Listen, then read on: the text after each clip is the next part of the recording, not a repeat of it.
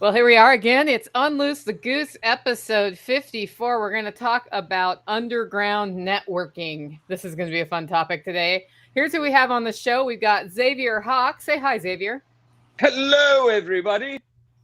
And we've got Jack Spirko. And I am Nicole Sauce. You're used to hearing my voice introduce these about every other week. So underground networking is something we get to define first. But before we jump into that, what are y'all drinking? It looks like you went to Sonic. What is it? A Kratom tea. Kratom, all Kratom right. Did you tea. get it from John Bush?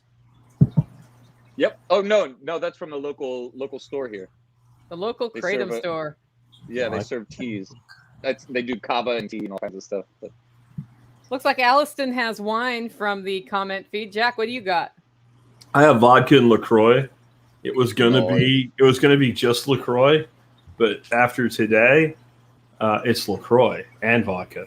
And you will probably see me disappear for about 5 minutes or less during this live feed. I'll just get up and leave, and when I come back, my glass will be full again. And if you're wondering, yes, it will be the same thing in there because this is a two drink kind of day. 2-drink day. Yeah. I've got some Tanqueray here. There you go. Mixed with Gin. fizzed Holler spring water because I'm not fancy like you. I don't buy the LaCroix. Tactical's got Holler roast on the feed, so somebody's making the right decision today. Yeah. The LaCroix is generally designed to keep me from drinking the vodka because I can just drink the LaCroix by itself, and then I get the ritual of having the glass and the ice cubes. But some days you need more than the ritual. You need the rich. Yes, the vodka rich. The vodka rich. Go ahead. It's Deep Eddy vodka. Deep Eddy. If you're ever looking for a good Texas brand of vodka, Deep Eddy's pretty solid. Nice. It's not Tito's, but it's good. Yeah, Tito's is good. Tito's half is better. Grape juice and half coconut water. Lisa, rocking the coconut water. All right. Nice. Sounds like a little vodka could go in there and it'd be better. Maybe some rum. Yeah, she may be thinking it's a bit early in the day yet. I don't know. She may have rabbits to care for or something. Okay. 4 o'clock. That's what you can do when you run your own business. It's 4 o'clock somewhere. It is 4 o'clock. It's actually 5 o'clock where she is, I believe. Yeah. So there you go. All right. She's over the line in Tennessee. Uh-oh. News. Have you guys been paying attention to the Ass Clown Circus this week? A little bit. A little bit? Yeah. There's something going on in California. I don't know. Lots of people talking about it. Oh, yeah. What happened? I thought that was yesterday. Oh, they cheated. That's what happened. Everybody wanted that piece of shit out of there. And then they used the same Dominion votingware software, and then fucking he's still there. Like a cancerous tumor on somebody's ass of the United States. I hear him, but is he locked up again? He's not moving? Yeah, his video locked up, but at least his audio keeps going. Yeah. So it's like he's here. We just can't see it. And at least it didn't freeze on a goofy expression on his face. He looks pleasant. He looks decent. Yeah. That you works. Can't see me. That's right. Why is Nicole all gussied up? I'm always gussied up. I just braided my hair because it's really hot here, and long hair down when it's hot's not good. So got to get gussied up for Goose too, of course. Yeah, gussy up for the Goose. Gussy up. I got to the creek. That's what happened. Okay, so that wasn't really the news buster today, though. Here's the news buster for the day, if you're ready for it. Everybody ready for it? I'm going to start with Jax. College sports are under siege. They want K-Street to save them. What's this all about? Well, you sent me the other one we're going to talk about, and it was about trouble for colleges because, well, they deserve it.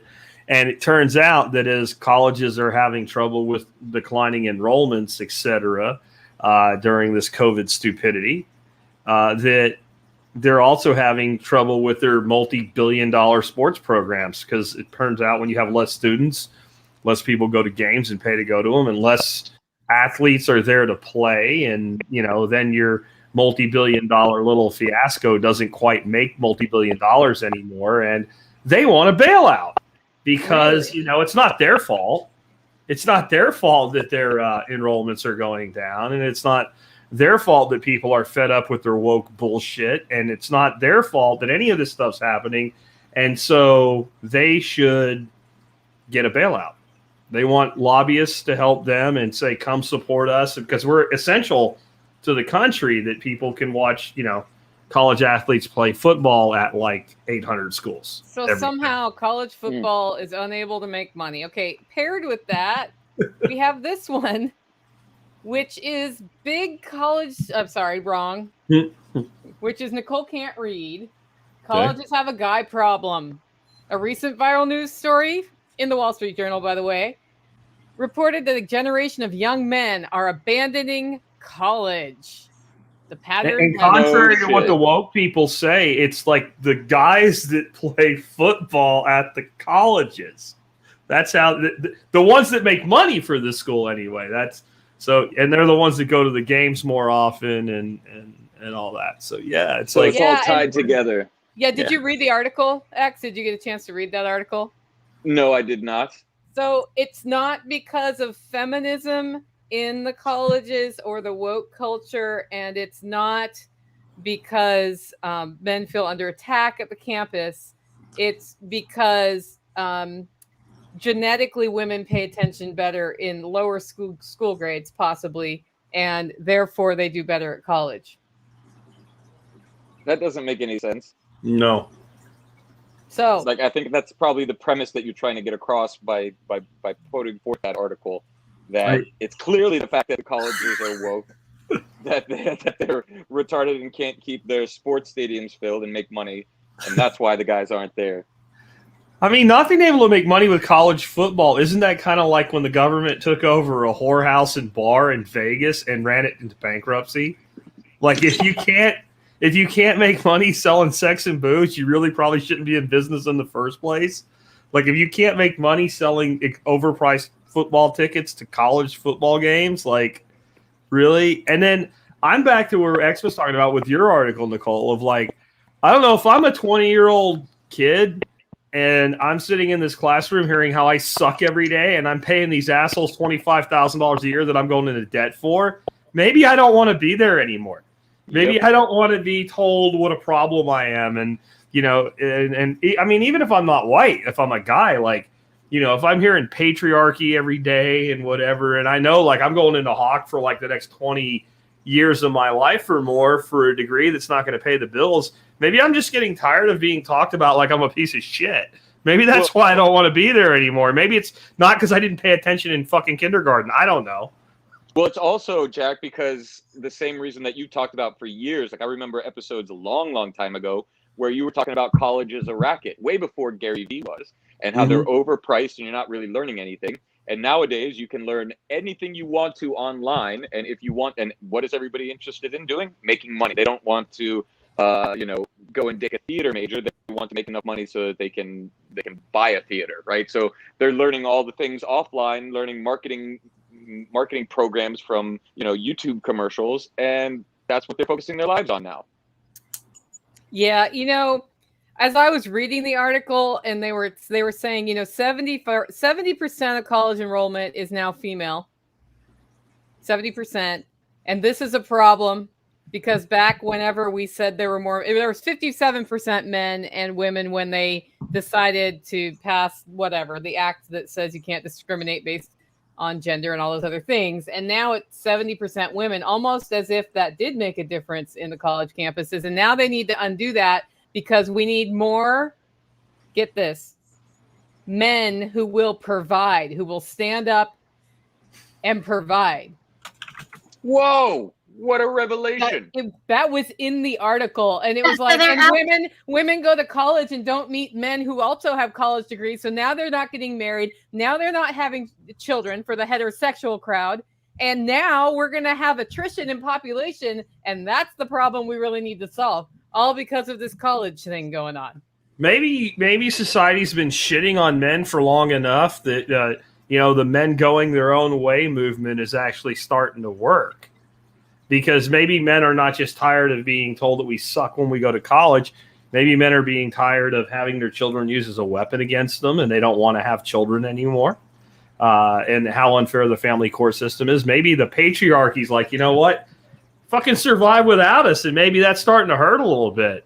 I actually have had some people in my audience, younger guys, that are part of that self-appointed movement, like McGow or something is what they call it. Yeah. And I'm always like, you're very short-sighted, because like you having a family means so much to you, that you're cutting yourself out of it. But the response I get is, what do I get out of it? Divorced in 10 years, 2 kids, child support for the rest of my life. My wife hooked up with some guy I'm paying alimony to support, but they know not to get married, so that, and I mean, that just seems like that. I can't really argue back with them against that. Like, I would never trade in my family for anything, but my family worked out. And I see what happens to people, and it's horrible. And I mean, I just think maybe a lot of young men are starting to say, you know what, fuck this. I'm in it all for myself. A guy can go out. I don't need a college degree. A guy can go out and go to welding school for 6 months to get a job starting at $80,000 a year. And $80,000 a year is not really great money to take care of a family of 5. But for a single guy, $80,000 a year, I'm going to have cups of money in my cabinet if I'm making $80,000 a year as a single guy living in a 1-bedroom apartment. Pretty nice, and that life does wear out eventually, but I think we're right in the middle of it. And I think you're seeing it in colleges. I think you're seeing it in the workplace. I think you're seeing it in men's refusal to get married, to get tied down, to have kids. And now they want us to provide. Well, isn't that fucking nice? Right. I'm in a rare mood today, folks, so I'm sorry if I'm... Well, you're in the perfect mood for this. We're joined by Neethi Bali has jumped in late breaking news. She pulled an X on us. I did. Well, I've had so much madness going on, and I was scared to say I was going to show up, but then I try always to come because I miss you guys, man. Okay, so Neethi, what we're talking about are articles saying that there aren't enough men in college. We need to do something to fix it. College sports are not getting enough money. They need a bailout. What do you think about all that? What do I think about universities or institutions? Let's see. I am not for institutions. I'm not allowing my children to support the institutions. I refuse to fund the institutions. I have trained my children to learn how to make money, and I am aligning them with other entrepreneurs to work and apprentice under versus going to college.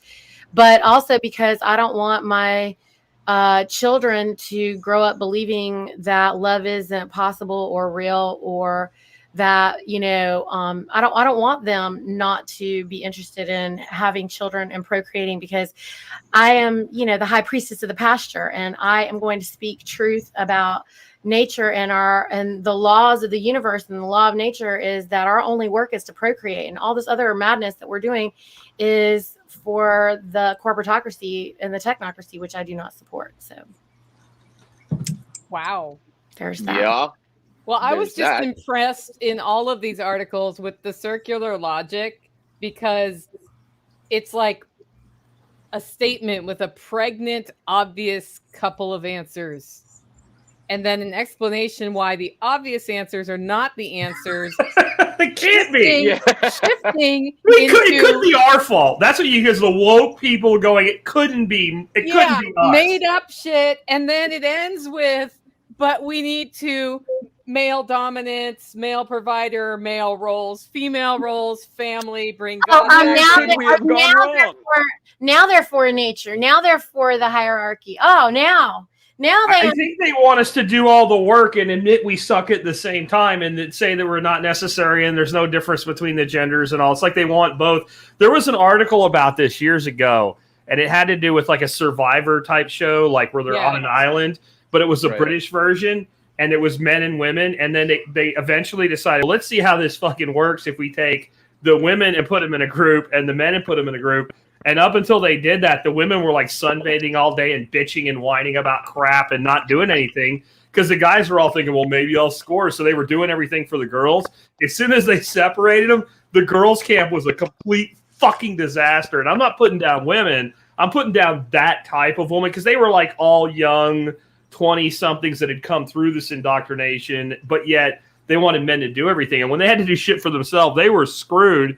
And the men's camp ended up being like You know, they say women cooperate. The men were all getting along. They didn't give a shit. They were all working a couple hours a day each, taking care of all their needs and didn't care. And it's almost like we do better together if one side's not shitting on the other. It's crazy. It's almost like nature, like Nathan says, like all of a sudden they want nature. Like when shit doesn't work out, where's the guy that's going to do the hard work and all the other stuff, right? You know? Okay, well, the guys might be doing the hard work, but they don't know what is required without the ladies working with them. I mean, it's a complementary, you know, the whole relationship is you're complementing each other in major ways, you know. I mean, like in terms of like, I don't know, like with us and our kids, you know, like I'm the one who's letting my husband know, hey, you know, every 3 months our kids are in a new phase and he's out working. And so, you know, I'm like, okay, you don't need to handle this way anymore. Now you got to kind of talk to this one this way and that one that way, because they're different now, you know, because the kids are changing every 3 months. And that's just a small piece of it. You know, and yeah, I'm cooking and doing things at the house so that he is comfortably able to be out and working, because I'm making sure that stuff's happening here and he's making sure things are happening there or around or whatever. And we're both working, you know, you have to be synergistically working in this together. And the whole idea, I think these young kids, you know, these girls, the ones that don't know that women were always queens before because they weren't, you know, they haven't lived long enough to see that, is that, you know, men were taking care of things and, you know, women were queens. I'm not saying there weren't some deadbeat guys or there wasn't some abuse or whatever going on, or some women who didn't want to do shit either. Okay. Because it kind of goes in every direction. Because we're not all people. Nathan, are you saying that just perhaps, contrary to popular belief, the typical housewife in the 1960s was happier than the typical 30-something, 20-something female is today? That they were actually happier in that world? On average, not individually, but on average? I would confidently say that, because they were shaping the community. They, you know, when their husbands went to be interviewed, then those husbands had to take their wives. That was why it was a dinner with the wife. And it was an interview. That's true. And the husbands who were being paid and promoted were only married. And if they couldn't keep a wife, they weren't going to get the promotion. And that was it. Period. And the women were the ones who were shaping the community with their philanthropic, you know, focus. And they were the ones who were sitting on the boards where their husbands worked at their companies and using those corporate dollars from those husbands' companies in the community in the ways that it was required for the library or whatever their children in the community needed. But this is what this new age young world has no clue about. Well, it's not just the young world, right? I'm the single person on the show, right? So I have an idea of how dating is, and I'm Jack's age. So my generation wasn't quite to the point where men were neutered to the extent that I see them neutered today. And you go on dates and men are terrified of making the wrong step because they're going to get yelled at for opening a door or for any of these things that would have just been polite interaction. And it's frustrating because I'm like, I want somebody who's confident enough to just be them fucking selves. Right. And that we can compliment each other and who can stand up to me. As you can tell, I'm a little outspoken. So, you know, it takes a special person, but there's a lot of fear and lack of confidence. And those women are complaining about it, Nicole. The same women who want everything or whatever are complaining about it, and they're not impressed with these guys because they want a manly man, but they can't handle a manly man because they won't allow him to just be a man. A man's going to be a man. You can't let him. He's either going to be a man or he's going to be a beta, and I don't want a beta.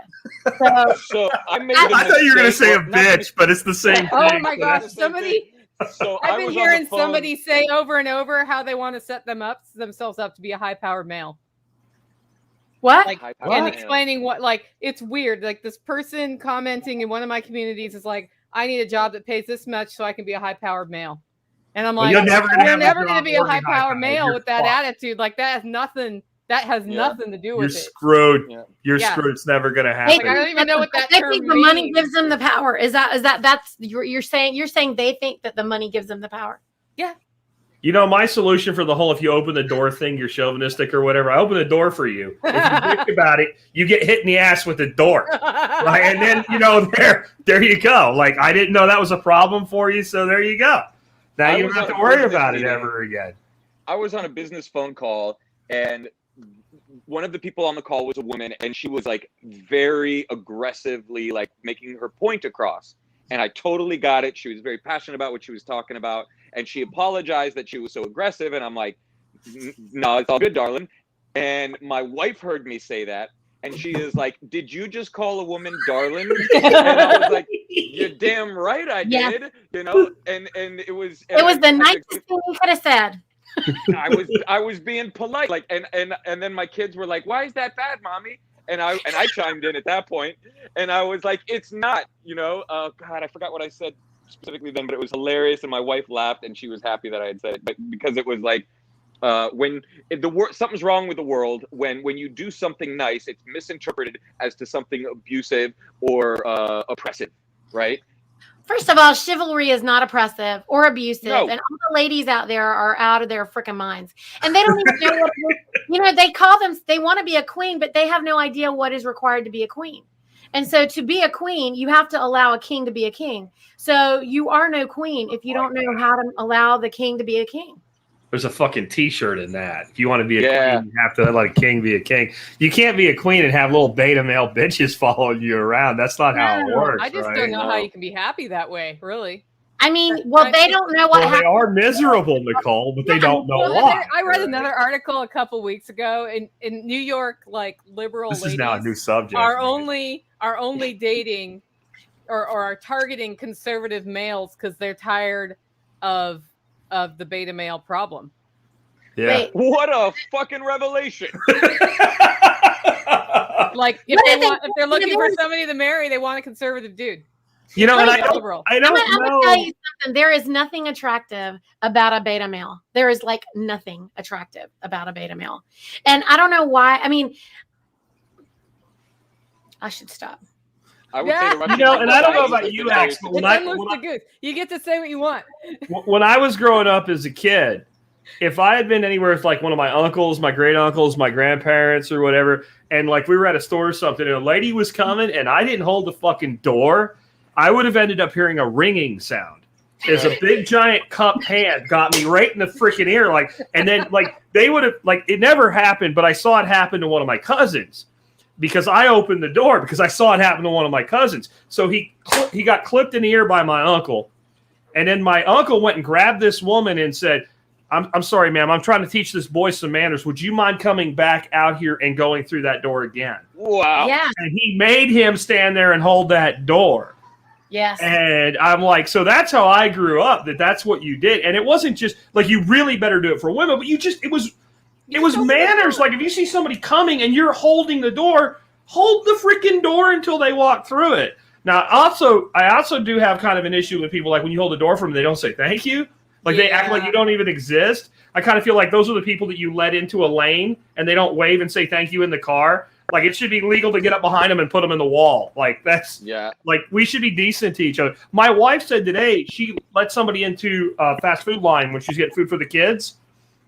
And when she got up to the window, the guy that was in front of her driving a Beamer paid for their meal because she let him in the line. And I was like, that's really cool. And listening to this, I'm just thinking like she came when she was all happy, like somebody just did that because I was nice. And I'm like, you know, now I'm just thinking there's probably some women out there in this woke crowd that would be like, he thinks he's better than me or some shit like because they did something nice. It's like you can't even be nice to people anymore. Is that what these maniacs actually think? Like they believe that? Is that true? Well, they do. And here's the thing. Somebody in the comments just said, I'll open the door for a woman. And if she gets all butthurt about it, that's not what they said. But if she gets all butthurt about it, that's a good filter for me.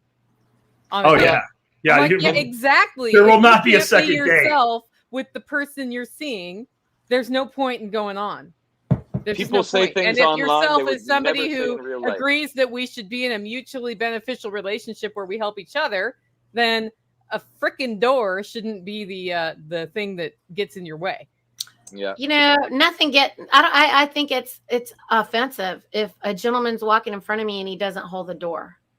I find it offensive. I mean, to Jack's point, anybody. If I'm at a gas station and there are people walking into the door and I'm there, I either hold it for them so they can get through. If I have to pee, I'm running through the door. If it's somebody who looks a little frail, though, I'm going to wait for them to get through. It doesn't matter the gender. It's operating with respect and integrity for your own self. Like, that's really all it is. But go ahead. I get offended by that myself. I find it offensive. I'm like, but this is where we're headed with all of this dehumanization. I mean, you're talking about the universities. Why are people not going to the universities? Why are we going to allow them to program our men? I'm not allowing them to program my young man. I'm not going to do it. We're raising real men here. Well, I think there's like all of the stuff we've been talking about has to do with the university thing we started with, but I think there's other things going on there. Like, so we've literally so commercialized the college industry that we have like 75% of people in this country go to college, at least some.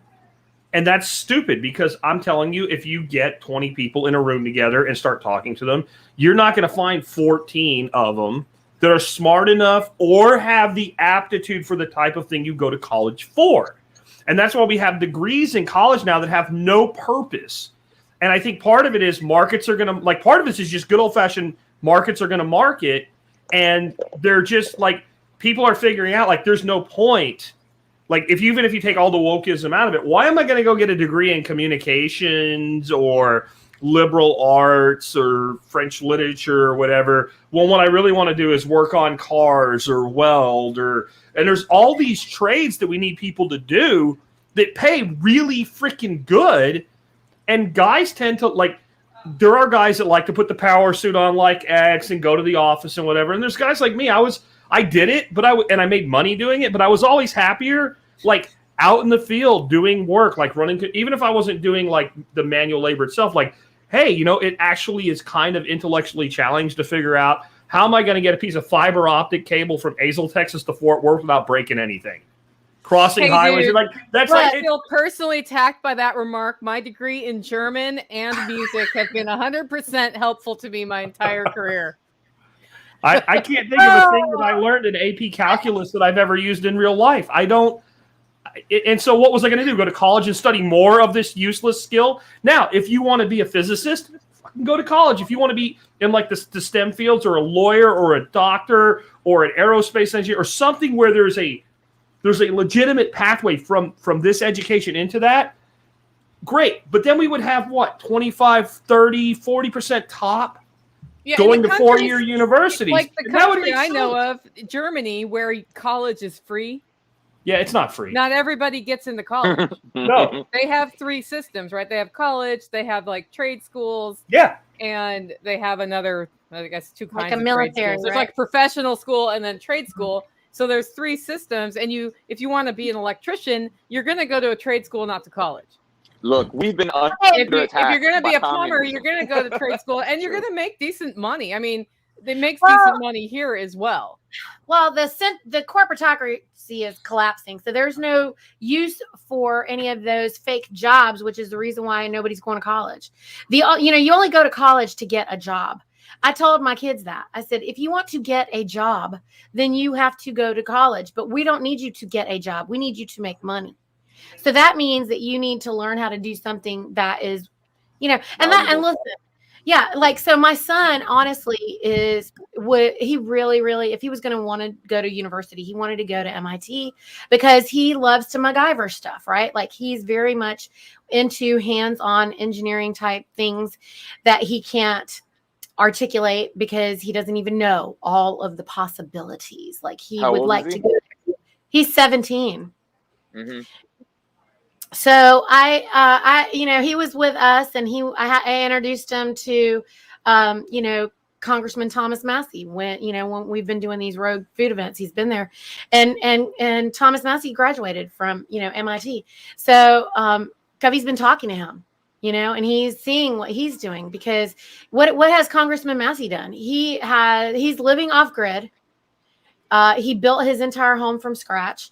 he keeps coming up with like really cool innovations on his land so that he can farm while he's in DC, while he's fighting for, like, while he's being a good oath keeper, you know. And so he was able to see like a glimpse, and he's like, I do want to learn how to do that. And I'm like, okay, so like, why don't you learn how to work with some entrepreneurs and then see what you want to learn how to do, or, you know, you'll come up with better ideas. Then when you go to MIT, then you would be able to focus on what's useful. Yeah, and I was kind of joking earlier when I said that thing about my degree in German and music. I actually monetized that shit. But I went to college before it got ruined by the incredible amount of subsidy coming in from the federal government to make it so everybody can go to college and end up out of college and in debt. I went at a time when you could still come out. I came out with like master's program, $4,000 total dollars for the whole thing. Not a problem to pay off and done. People a decade after me were coming out with $20,000 in debt, and people a decade after that are coming out $50,000. Yeah, I know somebody who had 50. It's crazy. So it is crazy. I've pinned a comment up here. One issue with boys, they're being drugged out with drugs and told, I don't know what the rest of that was. One thing brought up in that article is that part of why boys don't go to college is they basically don't want to. And that means that it's because they don't pay attention in the school. Somehow they turn that article into why boys are bad. That's I mean, it's well, it's just like having been around some children of different genders, there are different, and I've noticed different energy levels in the genders. Not 100% of the time, but most of the time. And if you have an entire educational system that is built around training compliance, where children and boys are made to sit in classes for hours and not allowed to move around, which is what children need to be doing. Yes, it's going to benefit the ones who are more able to control themselves and sit down. And that is what it is. And then you are going to have this result. It's a crime what we do to our children in the government schools. It's a crime. It's child abuse. It all goes back to communism. Yes, it does. Thank you, X. It really does, though, right? Because in the 70s and in the 80s, it was like the demoralization of the United States. And it started with people like the Rockefellers and the Rothschilds funding Planned Parenthood, funding feminism, funding these ideologies that were shifting the country really drastically until people became confused as to what their roles are in society. And we are creatures who live in fantasy and live in story and frame our experiences in story. And when those stories get fucked with, we start exploring new things, and our responsibilities go off kilter, and nobody knows what they're supposed to do. Amen.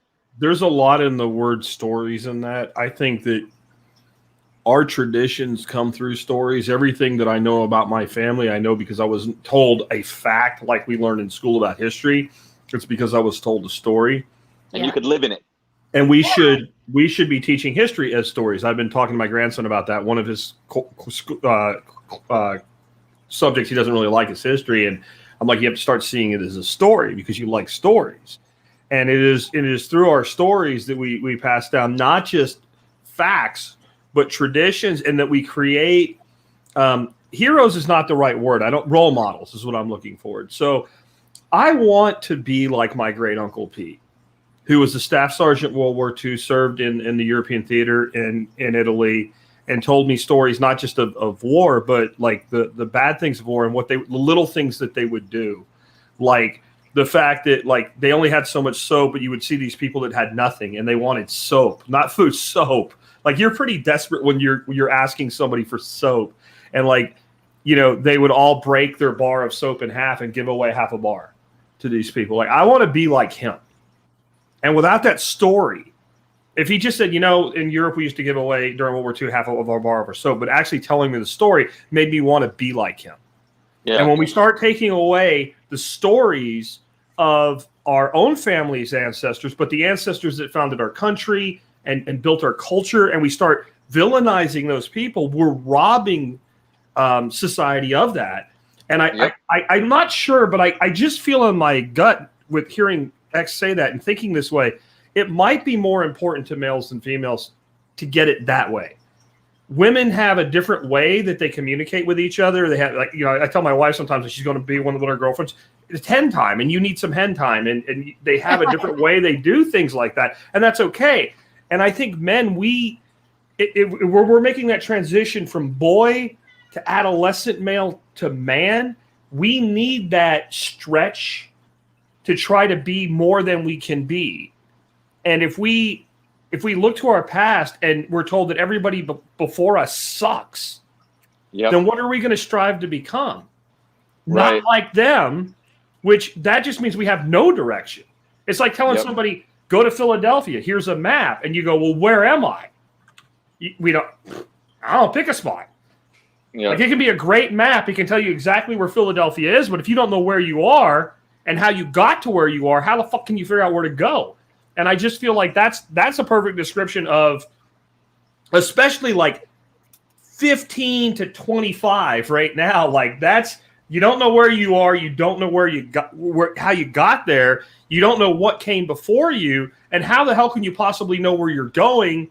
And everything you're being told about where you need to go is like deranged lunatic bullshit. Like, you have like, I'll talk to somebody and they're like, well, I'm 24 and I got my first job and they're making good money. And they're like, I don't really like it. And I'm like, well, why not? Well, I don't feel like I'm really doing anything meaningful for the world. Bitch, you need to get some experience. You need to wake up and apologize. You're lucky you're making money. Like, shut up and work. You know what? Taking care of yourself and your family is doing something meaningful in the world. But we don't believe that, right? That's what it is. Wait. Let me chime in here, because this is something that directly I feel a lot of. I'm not doing enough in the world. I've got my family on lock, my business on lock. Like, I started out there trying to fix the world, and it was totally out of balance because my own shit was not in balance. And then once I got all that in balance, I'm like, okay, now I want to go. I want to make a difference. And it stems from guilt, right? And it's not white guilt. It is guilt of having, when I know that there are billions of people who don't have shit and don't even have an opportunity. And if I'm succeeding or benefiting from that and they're suffering, then I'm not benefiting. I can feel them, right? So there is this desire that everybody's being born and feels like, I want to contribute and make something meaningful, because at the fundamental core of things are pretty fucking shitty right now, and they don't want to be a part of that. At least that's my projection. So I get it. And at the same time, yes, be thankful that you have something. Be thankful that you enjoy what you have, because it's a fucking gift. And like guys our age, like me and X, like we're like the old bull elephants, right? And they're trying to kill us off. And I don't know if you guys know the story of the elephants, but when they poached and killed all the elephants in Africa, all of a sudden something started happening in villages and all, as they started protecting them and the population started coming back up. That had never happened. And it was mostly young male elephants, like adolescent elephants, like a teenage elephant. But a teenage elephant is still like, a gazillion pounds and can like smash you into the ground. And they started running around like gangs do and going into villages and grabbing like natives and like smashing them in the ground and destroying shit.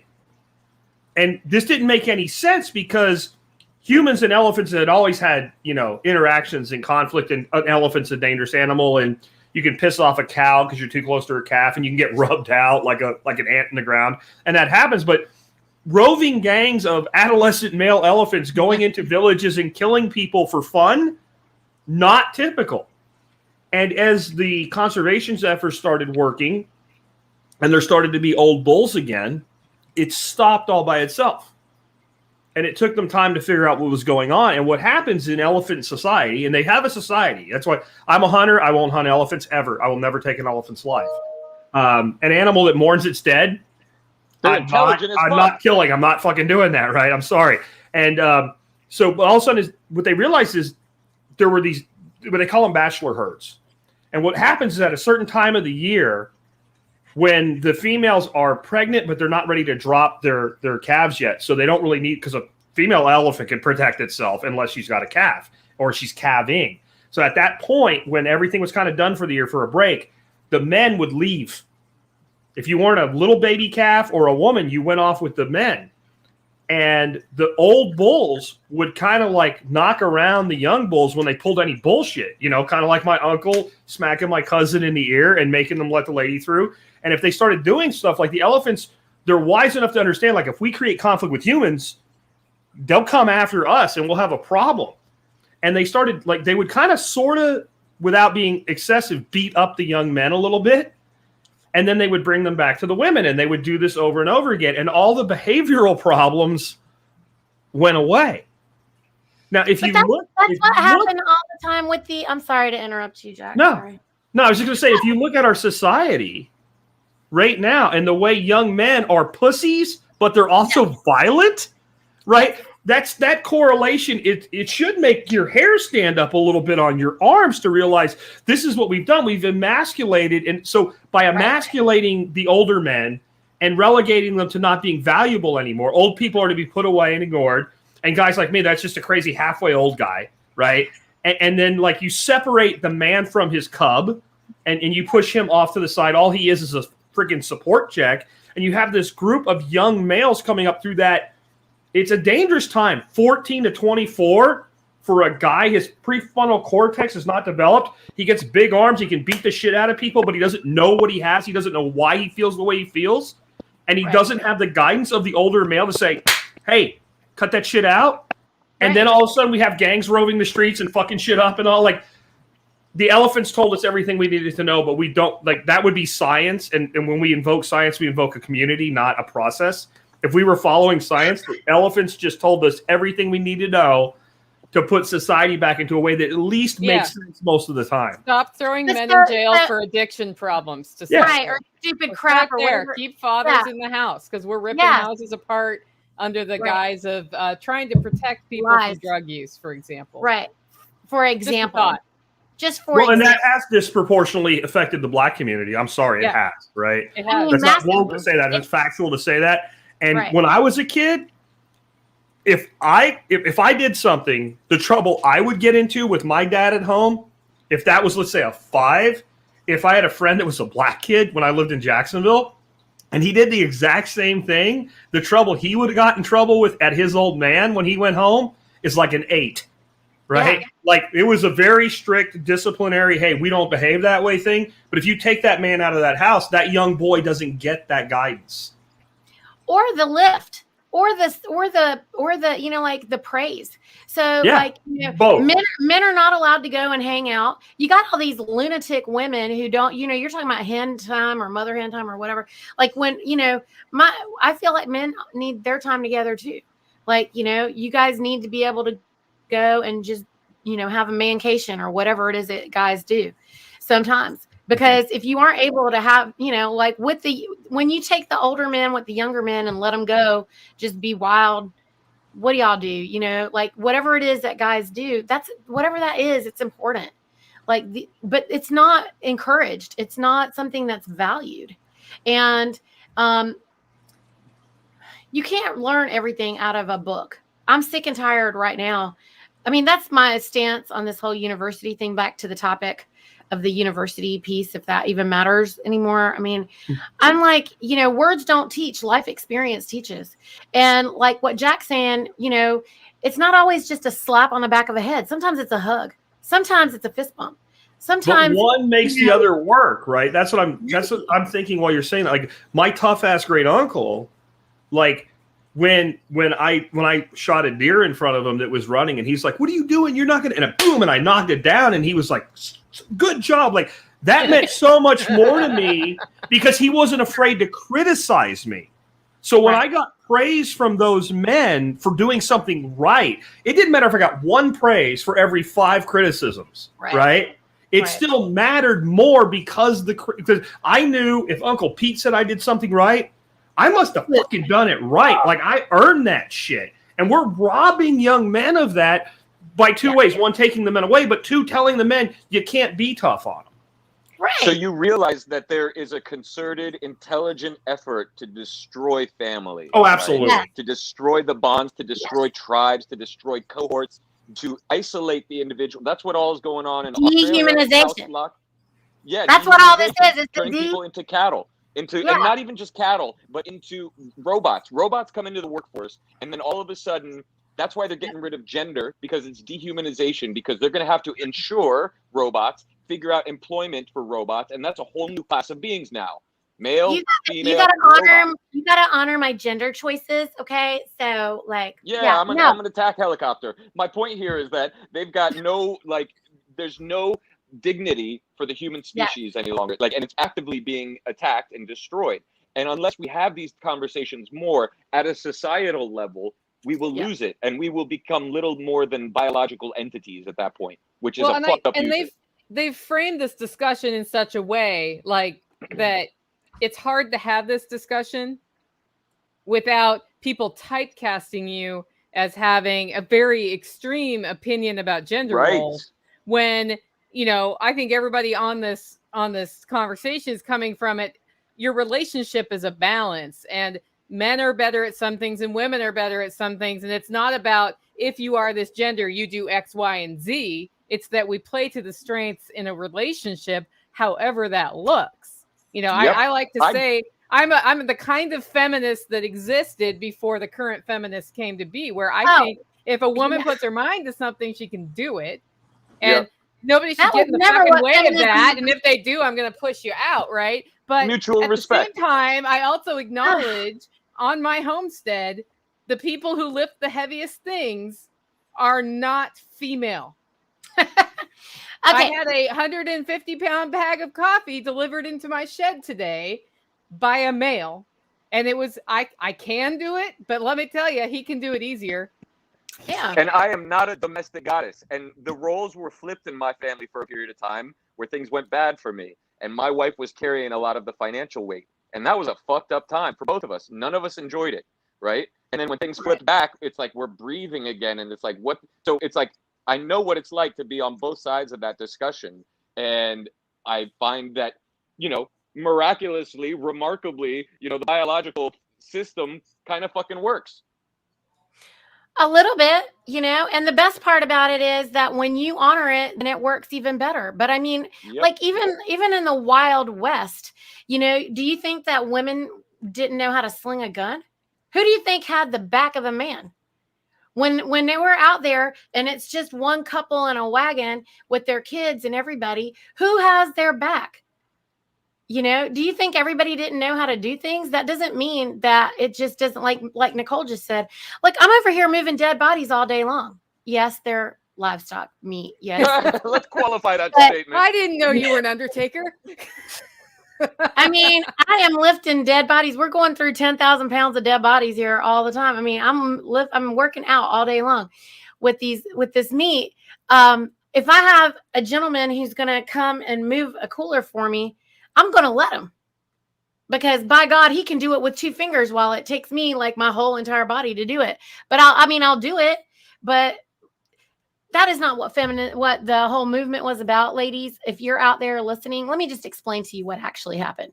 So in the 80s in North Carolina, my mom, a single mother, was, being beaten to death by my deadbeat dad. Okay.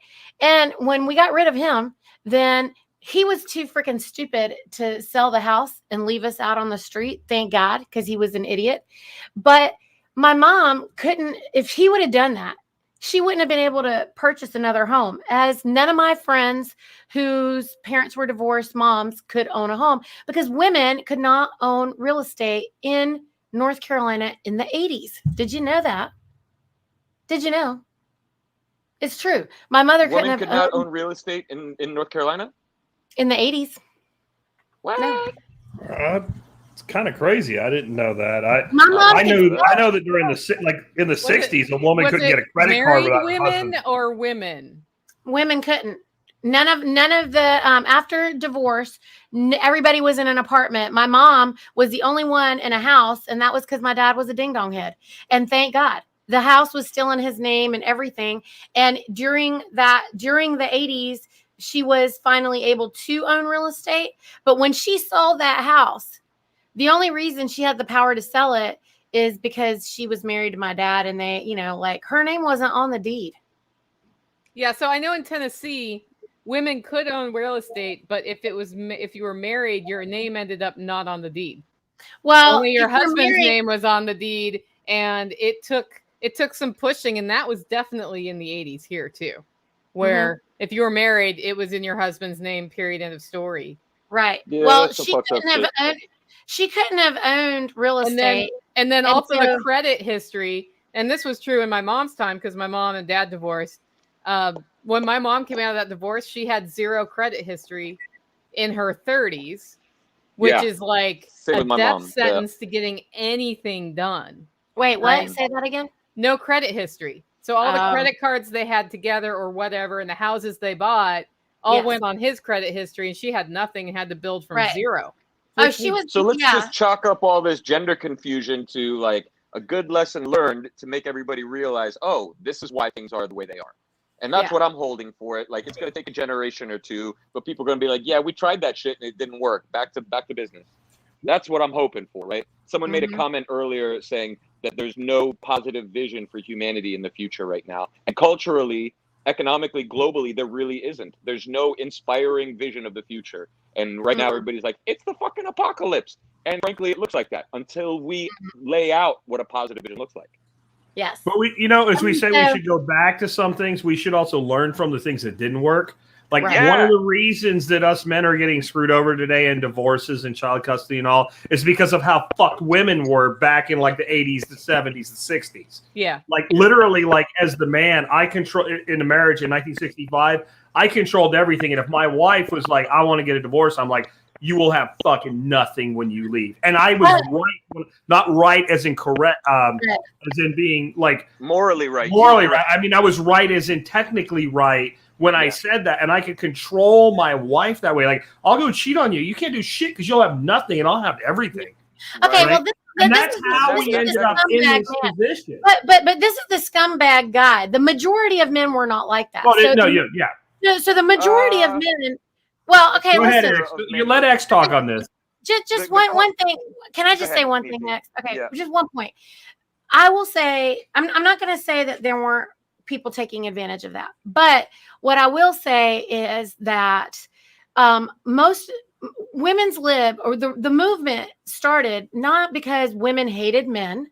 It started because if my husband dies, I have nothing, and the same thing happens for the husband. He knows that if I die, my wife has to have her brother or her father or somebody come in and step, like some family member has to stand for her. Otherwise, it's not going to work. And that was the reason. That was the reason for the movement. And there were men on board with that. It wasn't a man bashing, man hating. No. But so anytime power corrupts, absolutely, whatever the phrase is. There was a period of time where men were in charge of everything, and like Jack was saying, it's like you try to fuck with me, I'll own you in everything that you have, right? And so women were literally in a subservient, economical, lower class, and when that happens, sometimes people start feeling themselves a little too much, and they start running with it, and then next thing you know, they're really treating people poorly. So at the baseline of how everybody was dealing with life at that time and their roles in society, I mean, if you want to knock the white man for anything, it's literally for thinking that they are the most superior creature on the planet to the point where they will mistreat anybody who is not also a white man. Not only that, but they will also mistreat other white men that they perceive to be less than them. And it's that has fundamentally shifted. And that is a big reason why women were like, yo, fuck this noise. We don't. And then there were people there that would take that legitimate concern, just like Black Lives Matter. There's a legitimate concern there that police are taking young black men and putting them in prison industrial complex for absolutely jack shit. Right. And then there's a legitimate thing there. And then that flame is fueled with like, oh, we got a solution, right? We've got the Hegelian dialectic or whatever. That here's the solution, and it's to fuck over those who were oppressing you. And so now it's like, whoa, it's way out of whack. And as opposed to just fixing the problem. Correct. Right. I don't know. Stop throwing people in jail. Yeah, stop putting people in jail for stupid shit. Like, it's just dumb. Yeah. But the only thing I would disagree with the excellent stuff that X just said is this system set up so that the man had superiority was true in almost every culture. And it's still true in many cultures today around the world where the man is not white. I don't know if it's a white man thing. It's a male thing that, like, because we had the physical capacity to create a system that favored us, we did so. That's the real patriarchy, right? And like, if you want to talk about a chauvinistic society, look at China. Look at China. India. Oh, India, definitely, right? I won't speak on that. I'm gonna tell you what, like, I just went there after, like, my husband and I went back after 25 years, a few years ago with the kids, and it was really disappointing how absolutely crass and disrespectful the men are to the women. We were at a 5-star hotel on New Year's Eve waiting for our flight. Like, we were flying out that night. And so we were trying to come home, and I'm in the lobby with my kids. Me and my mom are in the lobby with the kids. My kids are sleeping because it's like midnight. All those international flights are all stupid. Like, and so anyway, there's a whole bunch of drinking going on because it's New Year's Eve in the hotel. There's a bunch of folks like walking through from parties, coming in and out and whatever. And we're just trying to get on the bus to go to the airport.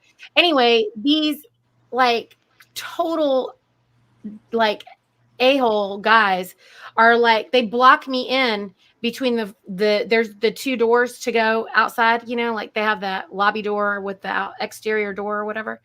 I'm in there trying to tell my husband something because the kids are over here, and I'm trying to go back and forth between getting things on the bus and going back. And these guys like block me in that little corridor or whatever. And I'm like, excuse me, like, I get it. Y'all are partying because it's New Year's. Happy New Year. I need to get these suitcases out. Like, that's what I'm trying to do. Some dude put his hands on me. And I was like about to kickbox him. Well, all his homeboys were backing him up. That would not happen here. If a dude put his hands on me here, his homeboys 90% of the time it would not happen. Yeah, there's places where it would. Right, 90% of the time. Yeah, 90% of the time, most of the other dudes would be like, "Yo, brother, what you doing?" She's like, calm down. Yeah, respect the woman. Yeah. Yeah, they would have said something. Not in India. Not in India. Right. That's China, the reason or women. Middle East. I'm confused. Then that must mean that India is run by white males. No. Yeah, so I made a mistake. How about that? It's run by. It's run by all the slaves of the British India Company, who those are the ones who are the elders right now, or the old slaves of the British India Company, which were our parents, right? So they don't know the head slaves, right? Yeah. Right. Yeah. That's right. That's right. And I mean, like, people over here think that we don't know what slavery is. Your mama and daddy were not slaves. Mine were. And they're still over there. Like, they're super, super disciplined. I mean, they're super compliant. That Indians and Chinese people aren't the most brilliant people in the world. They're the most compliant people. They're very well trained. Some very smart motherfuckers, both countries. But yeah. Overall, there is more compliance because it's cultural. Right. I mean, the Japanese culture was very male hierarchy. Most African cultures were very male hierarchy. I can't think of a culture that wasn't. Like, the closest you would get would be like Greek and Roman. Even the Greeks. I'm not saying they were perfect, but they were closer to what you would want. I mean, Roman and Greek society, women had a lot of recognition. They could own land. They could own businesses. Yeah. In fact, women in charge still not own. I don't think women can still really own businesses without a man in India. As far as, I mean, I could be wrong about that, but I don't think so. I think you are. I think that women can own a business there. Just because I know a lot of really empowered Indian people. Well, if a man thinks he's a woman in India and he's trans, is it really a woman or a man owning the business in India? I think they will actually get murdered over there. Like, there's no political correctness over there. There is no. Same in China. So you're saying we should take all of the social justice warrior, avocado toast eating, $10 coffee drinking, chippies in America and send them to India to fix a real problem? Is that what you're saying? Because I was thinking Saudi Arabia was the place to send them for that shit. Like, where they take gay people and throw them off buildings. I thought that was an actual problem, you know. I mean, in India, they still throw women.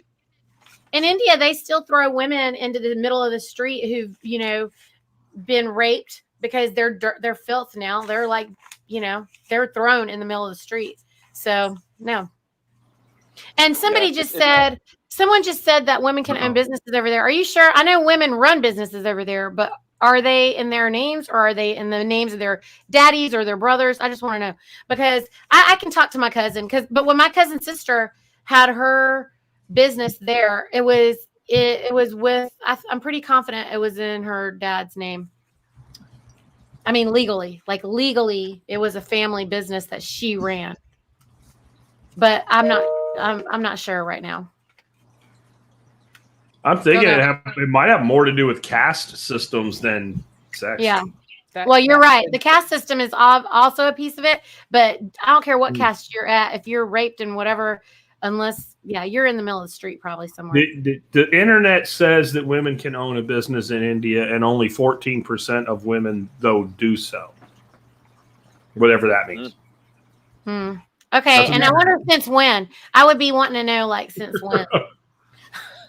And that's DuckDuckGo, not Google, so it might be right. DuckDuckGo. Duck Goose is what it should be. Yeah, it should be. We need a new verb for Googling something because we're not using Google anymore. We kind of flipped out on this. Are we going to talk about underground networking? Absolutely. You guys are going down this path, and I thought, well, that was interesting. It has nothing to do with men in college, but it's people are. I mean, it's how we don't care about college. Yeah, I mean, the funny thing is, there's a college near me where when I become a certain age, I can go to classes for free. And I'm probably going to take advantage of that because there are classes I want to take. Yeah. Like, how old do you have to be? You're as old as me. What the hell? Like, you don't qualify yet? What do you got to be like? I don't. I'm not. I got 15 more years. What? Or so. Yeah. How do you want to learn? And finally, I take the free classes, and hopefully there'll be some good classes left by then. I don't think there's any good teachers hardly anymore. It's very difficult to find. I meet good teachers, so I think they're there. They're there, but college, if you're going to go into it, you need to know what you're getting out of it. That's for sure. I think about taking a few courses once in a while just so I can be a pain in the ass there. Yeah. I think that's wrong. I don't think you're there. Okay, let's get into underground networking. The idea for this, it's something I've been playing with as I'm taking. So we all have communities, right? Like Jack has a community, Neethi has a community, Hawk has a community, I have a community, Unloose the Goose has a community, and we all end up in kind of our little pods. And what's been really fun to watch, especially with like freedom cells and all these other things that come up, is the cross-pollination of these communities. And the reason I thought of this topic is there's an underground community that's sort of bubbling where there's the public facing thing, and then there's the underground trade that's starting to happen and mutual support and those sorts of things. So when you hear the word underground community, how would you define that? What do you think of? And we'll start with Xavier since he looks like he might be frozen. So, well, quite literally, I think about the people who survived the last Ice Age underground. But in today's contemporary society, underground communities started at the end of the 1900s. Basically in response to the beast that is society, that is a governmented society and civilization. Like we have the prime narrative, which everybody's supposed to follow, which has now completely been, laid bare as a huge lie, and everybody's starting to wake up. So now what our underground communities have been are starting to become the house and the seed, the pod for what will become the next baseline for civilization. Okay. Love how you worked baseline in there. Baseline everywhere. Baseline. Jack, underground network, underground community. I think an underground network is basically any group or interaction, any network of people that are working together that can't be seen from the surface, right? So that, like, you could do a little bit of analysis, get in some social media places and figure out, like, within Jack Spirko or Nicole Sauces or X's or Neathy's networks, like, these are people that are in there. And then you could maybe see some things that are going on. But the vast majority of what's going on is a lot like, one of my favorite critters, the ant. You've got the ant hill, and most of the stuff's actually happening in the tunnels below. And so even though, like, I don't think it would be a big leap for anybody out there that's watched what's gone on with me over the years to say, well, Jack and Nicole are part of a network that is meshed together, but they don't know what the hell Jack and Nicole are really doing, right? Like we might have some kind of a deal going on between each other, or we might actually more typically be like, I know somebody and she knows somebody, and her somebody needs something and my somebody has something, and it really doesn't benefit us directly. And we just kind of go, you two people do this thing. And then, like, it never happened, or maybe it's up to them to disclose that. And, like, that ability to hand each other off and hand people off and make connections, to me, that's your underground network. Like, we're all influencers here. And then we have, within our networks, we have influencers. And some of those influencers are influencers in the same vein we are. They're on the internet, they have shows, they have platforms or whatever. But a lot of us also have influencers that you will never see, that you will never know. You just, like, they're the Buddy Shoemaker from my childhood, the guy that made homemade wine in my little town.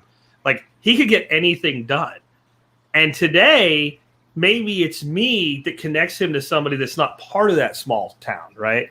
And so I can make things happen by connecting people together. But who really makes it happen is the person you don't see, the quiet. And what we're doing, in a way, in a much more beneficial to humanity way, is we're emulating the banking system and the oligarchs, right? Because you think, like, because you know who the chairman of the Fed is or whatever, you think is in control. The people that actually control all that shit, you'll never see them. You never know who they are. They're worth kabillions of dollars. You don't know their names. If they walked next to you down the street, you wouldn't know who they were, right?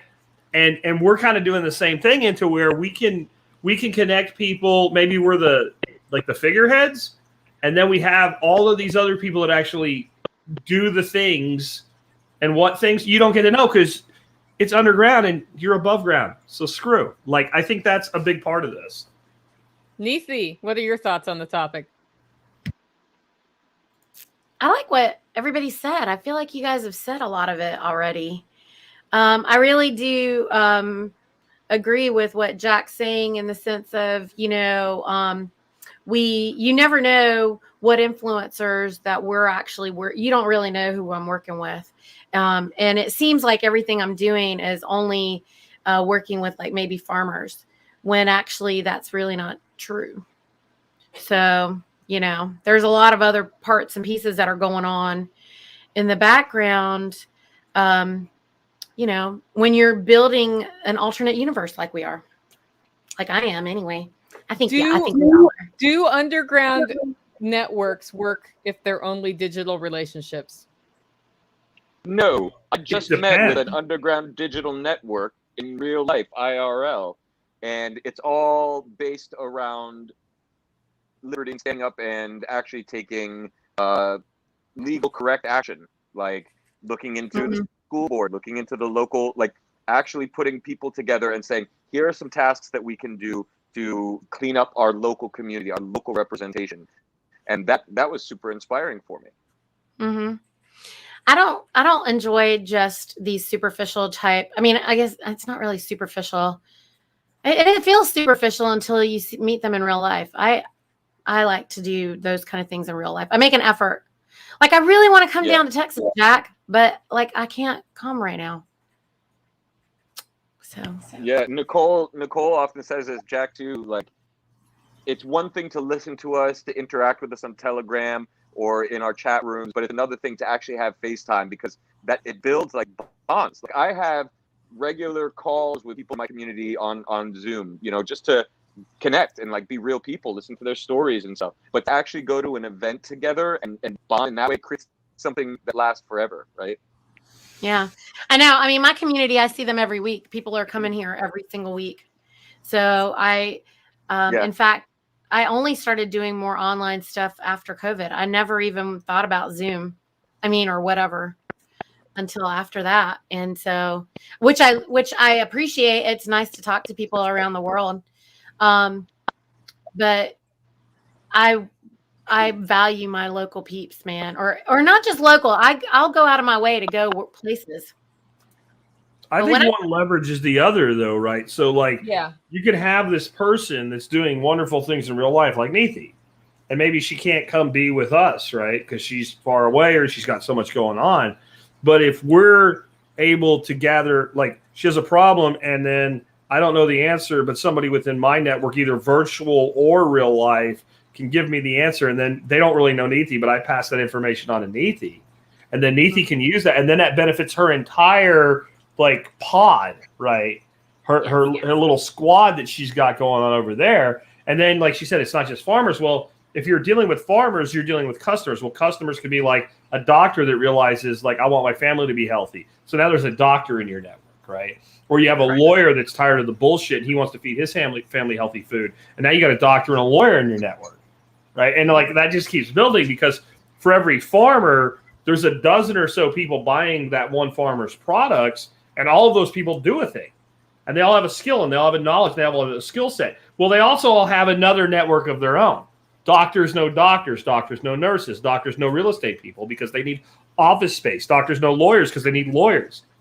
And then each one of those, it's a lot like John's, freedom cells, except they're not intentionally organized. They're organized by happenstance. If you are a doctor that runs a practice with 5 other doctors and you employ 20 nurses, that's a pretty good sized group of people right there. Well, you also need supplies, you need real estate, you need legal advice, you need insurance. You see what I mean? Like, and this all completely magnifies each other on top of it. And then having people that understand the power of that, because a lot of times people are in a huge network, they don't even know it. They don't even realize the power of what they have. It's like a person, in some ways it can be dangerous, because like a person having a gun and not understanding it's a gun. Like, you need to know what to do with the power that you have. And I think that a lot of time influencers, what we do, maybe we're not as ingrained in IRL, right? And doing it because we're filling a different purpose. We are like a hub in the network, and we have all these little networks around us. And then so I'm doing that, Nicole's doing that. And then there's like a VPN between Nicole and I. And then there's like a cross-pollination, but there's also parts that will never come together. And then they all benefit and they all grow. That's how kind of I see that. Yep. Yeah. Yeah. That's been the strength of. Oh, sorry. No, go ahead, Nikki. I was just saying that, yeah. I mean, God, what would we do without our underground network that we have? I don't know, man. It's been everything for me, like everything.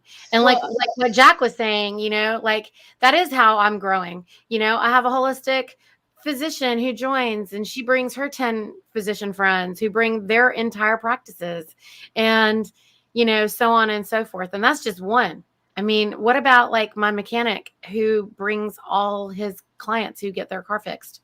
And the way I see the underground network unfolding is that we all kind of had one before crisis or time hit, where everything's a crisis right now, even when it's not a crisis. And there have been some really draconian things that have happened in the US society, all over the world as well. And it has led to the need to tap into real trusting relationships, to be able to do things that used to be easy, that we could do in everyday life, that some of us cannot do anymore without the real relationships. And that's kind of why I wanted to talk to that about today, because what I see as important, and I wish John Bush was on today because of his whole freedom cell thing, but what I see as important is that we continue to foster the underground networks that are getting stronger and stronger and stronger because they're needed, right? It's Have you noticed that social circles used to be about having fun or like just meaningless kind of socializing? Now Yeah. it's like there almost isn't room for that. All these social circles and underground networks are like objective based. I want to learn, or I am, with wilderness skills people, or I am prepping skills people. Like those are networks now. It's like these networks are purpose driven Yeah. rather than like frivolity driven. And I think that's because psychically everybody's becoming aware, like, oh shit, the social contract and all of these things that we've sort of skated by thinking are just, we take for granted now are going away. And we're having to start figuring out these things really rapidly, right? Yeah. And by the way, I'm busting somebody's chops in comments for asking if we are libertarian. That's me busting your chops, just for the record. It's not out of defensiveness. It's out of love, because that filter right now matters not to me. I Not care at not all. where you are You politically. see this right And here? even to be in the underground network I work with, if you are a liberal and in my underground network, that means you support my decision, my right to choose what I put in my body, among other things. If I'm going to expose myself to risk by going barefaced out into public, if you support my right to make that choice, whether or not you agree with that, we're good. We've got a core understanding of where your opinion stops in regards to where it comes into my life. I don't like to label. I'm done with that.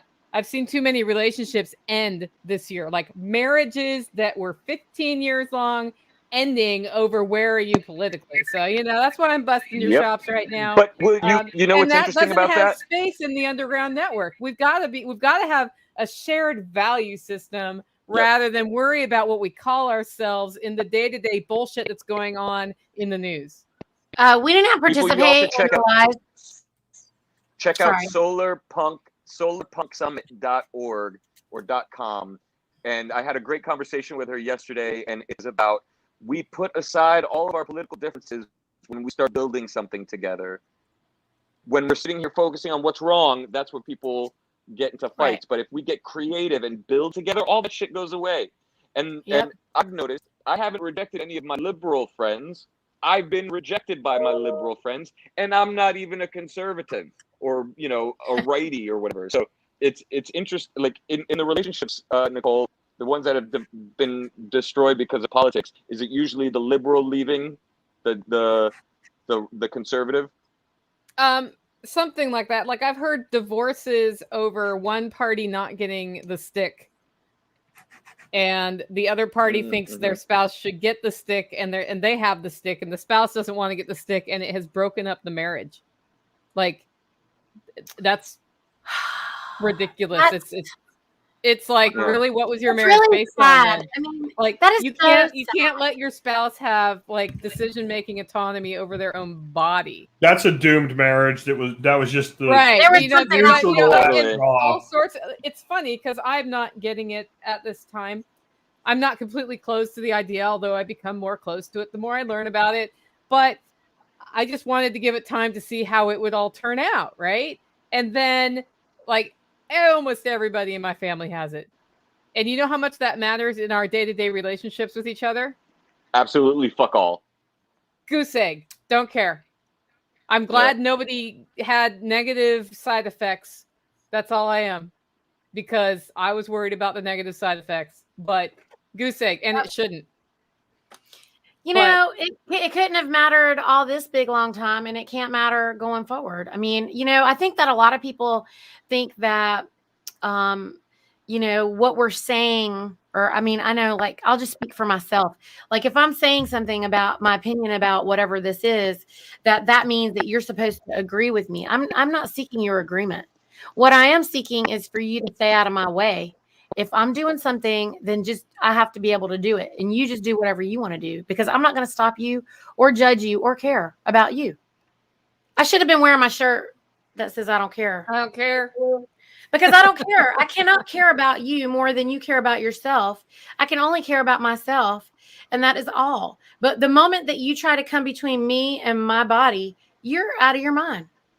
But let's go back to underground networks. So part of why I wanted to talk about this is people want to know, okay, I hear about these underground networks. They sound kind of cool. I don't think I'm in one right now. Like, I know, because this is what went down in Tennessee. We had one town in particular just get hosed by flooding. In 7 minutes, water went from kind of heavy in the street to all the way up to roofs of houses. Okay. Wow. People died. And somebody in our network had their house knocked off its foundation. And Wow. it's a double wide, so it's something that can be put back on the foundation without a lot of trouble. But you need jacks that can lift like 30,000 pounds, right?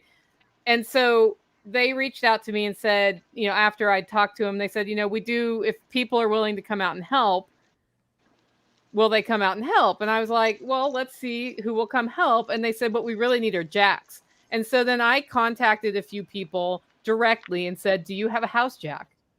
And one of them did, one of them didn't, but knew somebody. And by the end of it all, within about 3 days, that person had more jacks than they could possibly need. I think about 10 people showed up, and they jacked up that house and rebuilt the foundation and then spent the rest of the day gutting it so it wouldn't mold. That's the underground network to me. That's, you can get anything you need. There's enough trust there that you're willing to loan your expensive house jack to somebody to go do it. And people are willing to put real time in to provide actual help to the person who needs somebody, not just, throw some money at the frickin' Red Cross and hope it eventually some of it makes to wherever it needs to go, right? That to me is the power of the underground network. And the more of that we build, the better and more stable everybody is. So how do people get from where they are now, where they might be feeling like the marketing campaign is working, people feel isolated? How do we go from that to, I have a network I'm pretty sure I can tap into and we can all help each other? Yep. Yeah, like put up or shut up. And be real. We're looking for real people. That's what I'm always looking for anyway. Well, I don't know. What Nicole's saying is a little different than that. She's saying more there's people that are looking for this. Oh. And they're willing to put up, but they don't know a person, right? They don't know anybody. And I think part of that is you got to start with where you are and grow where you're planted, right? Like I have a network of people that don't give two shits about the survival podcast. They don't even, they're like, people listen to you on the internet? They don't even understand. You make a living? You make a living podcasting? And they're like, I'm like, you listen to podcasts? They're like, yeah, not yours. And then they're like, but not yours. All the podcasts I listen to, the people that do them don't make money doing it. They're like, listen to a sports podcast, two guys talking about, Texas Tech or something. And they're like, they don't even understand, you could actually make a living. And then everyone's like, you mean like Joe Rogan? Not like Joe Rogan, because I wouldn't live here if it was like Joe Rogan and you wouldn't know me. I'd be on the island of Jakistan, right? But yeah, they don't even understand it. So I have a network like that has nothing to do with, because people say, well, of course Jack or Nicole has a network. But in some ways, we have incredibly valuable networks that are just, this guy lives next door to me, and when he needed something, I helped him. And that's what I grew up with in the small town I grew up with in Pennsylvania. And the guy I just mentioned, Buddy Shoemaker, the guy that made homemade wine, this guy could make a phone call. You need something? I remember one time I needed a part for a car, and I couldn't find one that I could afford. He's like, you worked for Muskrat Purcell, didn't you? And I'm like, well, yeah, I did for a while. He goes, he should remember you worked for him. You're a good boy. Let me make a phone call. He's like, I got you one for $30. And I'm like, that bastard said it was 75, and I don't have 75. I got 30. And he's like, he'll do what I tell him.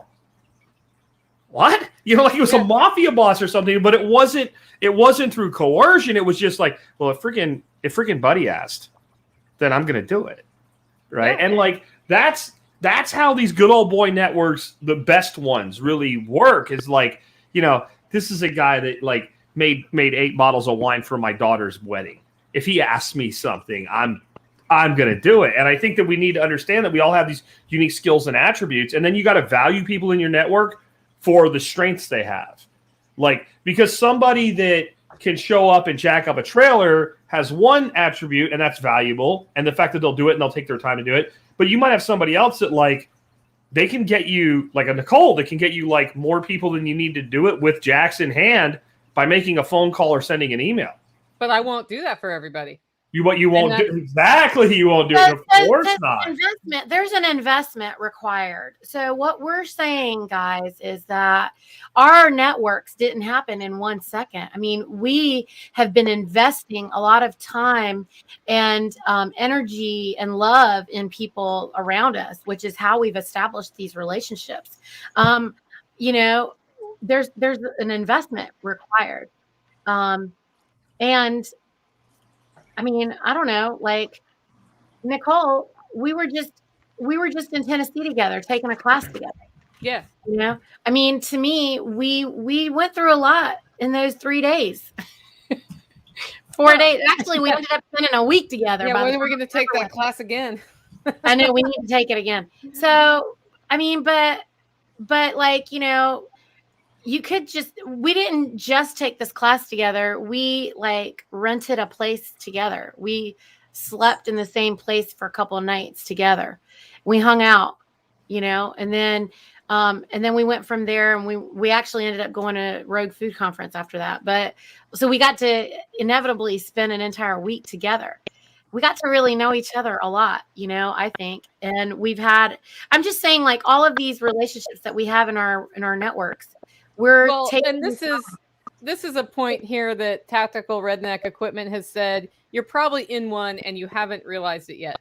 Yeah. And that's absolutely true. The way you get involved in an underground network is you start participating in networks as yourself and with a mindset of what can I bring to the table, not what can I take from the network.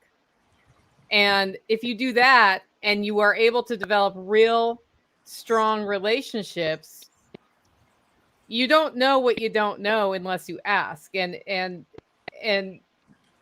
when something comes up and you need to ask, then that's when you find out if your network has the thing, you know, can make a house jack come out, right? But at the same time, if you don't invest the time in developing trusting relationships, you never get to that network part. And I think, you know, Jack said it depends if it needs to be digital or in person. I think digital is a great way. For me, it's like top of the funnel.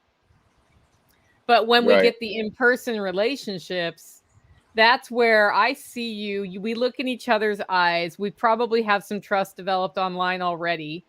And then I'm able to say, okay, I'm willing to take the risk to recommend your event or to help you find that house jack, because I know you're actually going to be there at 9:00 on Saturday when you say you are, and you're not going to steal it, or all of those other things. That's how I get there. But if Jack had called me and said, I've got somebody who needs a house jack in Tennessee and they're good people, would you help them out? Because I know Jack. Done. Doesn't and matter. Vice versa. So I don't need to know the person per se, but there has to be, for me, a real connection, or we're never getting anywhere. Because I'm not just, if somebody just emails me and says, hey, Nicole, you got that house jack and I've never met you before. Here's how you build your Especially if you call me hun in that email, don't call me hun. Don't like it. If you want to build a local network, email the 40 people you know the best that are near you and say, 2 weeks from now, I'm moving and I really, really need help. I mean, I am in a bad way and I need somebody to come help me move. And then have people basically say they'll come. And whatever number of people say they'll come, go to the store and buy at least that number of the best fucking ribeye steaks you can get your hands on. And a fucking lobster tail to go with them. And some really badass drinks and beer and shit like that. And when they show up, say, we're not really moving. And I've prepared this all for you, and we're going to just all sit around and talk. And if it's 4 people or 6 people and you send out 40, those are the 4 or 6 people that if you call them in the middle of the night and say, I'm stuck in fucking jail, I need somebody to get me out, those are the ones that are going to come do it. And then use that as your core and build your network off that. And people think like, oh, that's funny and, you know, quirky and all, and everybody knows the people who will help you. I'm not fucking kidding. No. I guarantee you, anybody out there, if you did that, the next day, you know the people that can count on you, and you know the people that you can count on you, and you know the people that better be able to count on you. And you make that core. Mm-hmm. You know, and then I think about people like that spent their whole life doing it without doing it with intention, like Buddy Shoemaker, like my grandfather. If they had done that, they would have went poor. right? Because they would have like, I need a fucking cow, right? Like, and I need a lobster boat to fill this idea, because everybody would have showed up. But if you want to know, ask them to come help you move in 2 weeks. And the ones that show up, take good care of them and build from there. Or like somebody posted, Nicole brought up the comment about, do canning classes or whatever and see who shows up. And I think that's a great way to build community. And then communities build networks. Like, do things, set up things that have a commonality of things you have interest in. Yeah. I always taught with sales, lead with the relationship. Right? Like, so don't worry about whether or not this person will buy your computer hardware or whatever. Like, lead with the relationship. Can you get along with them? So, like, if you set up, like, canning classes, gardening classes, anything like that, the common ideals that we all kind of already move around, and you put it out on Nextdoor and Facebook local and whatever, and then you find a venue, whether it's your house or someplace that you can do this, like a publicly available venue. The people that come there, you have something in common.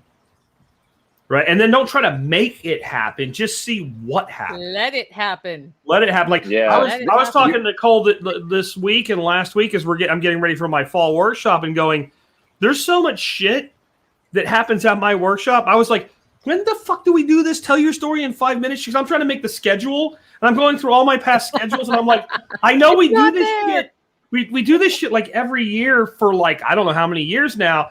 It's never been on my schedule. It's like her and fucking David and other people just do it and they make it happen. And it's like, by setting up the thing and then understanding, like, there's certain things I need to do. Like, I'm taking people's money. I need to feed them. I need to take care of them. I need to not be the enforcer of the rules, just the source of the rules. And then give people freedom to, like, do things. And, like, the shit that's come out of these workshops that I do and Nicole does it's insane. But if we tried to control every aspect of it, Nicole, it wouldn't happen. No, it wouldn't happen. And, where you put it on your schedule is probably not where it's really going to happen. So no, it's not. So just don't put it. Right. I'm kidding myself. Right. I'm kidding myself. Like, I don't need to worry about that. Jack, you were stepped out. Well, and I think the other thing is go to things. So Xavier brought up the Solar Punk Festival. Jack's got his workshop coming up. And people hear about these opportunities and they're introverts and they're like, I don't want to be around people. And I'm like, you know what? I'm an introvert. I'm willing to be a loudmouth introvert on a freaking podcast called Unloose the Goose. I go to events. Do I have a good time at events, Jack? Yeah, a little bit. Time. I talk to lots of people. It has nothing to do. You being an introvert is you telling yourself a story about why you can't do something. Put that shit away. Yeah. Put on your big girl panties or your big boy boxers and go to the thing and make it your goal to talk to 5 people while you're there. And all of a sudden, you're going to find there's a whole bunch of people who also think they're introverts and can't go to events, first of all, also feel awkward in social situations. And none of that fucking matters because you've now just gotten 5 more people in your network who you trust. Or maybe 4 of them. Maybe you don't like one of them, whatever.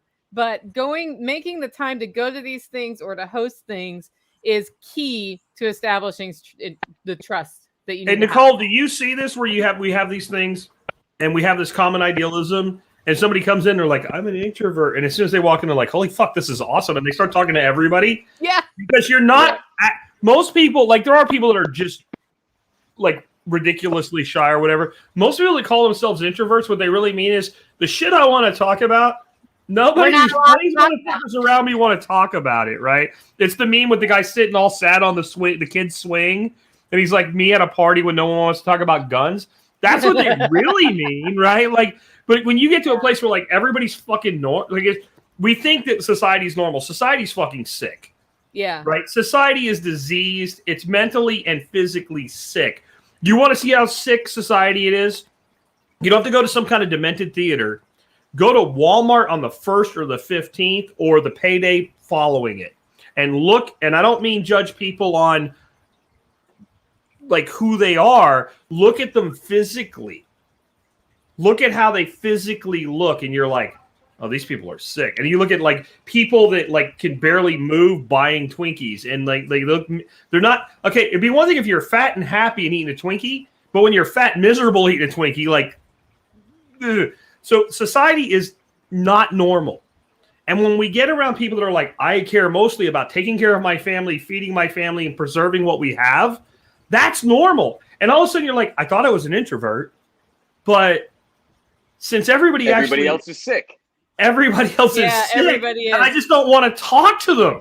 All these people suck. And what they think is fun is not fun. This is my introvert's perspective. Okay? Let's go out and get fucked up, man. No. I've gone to so many events. And if you are an introvert, you recharge your energy in solitude.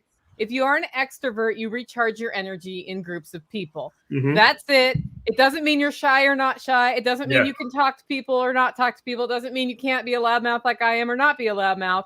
That's just how you recharge. When I go to an event in normal society, what I see is somebody saying shit to me, and I can read in their body language that they're lying.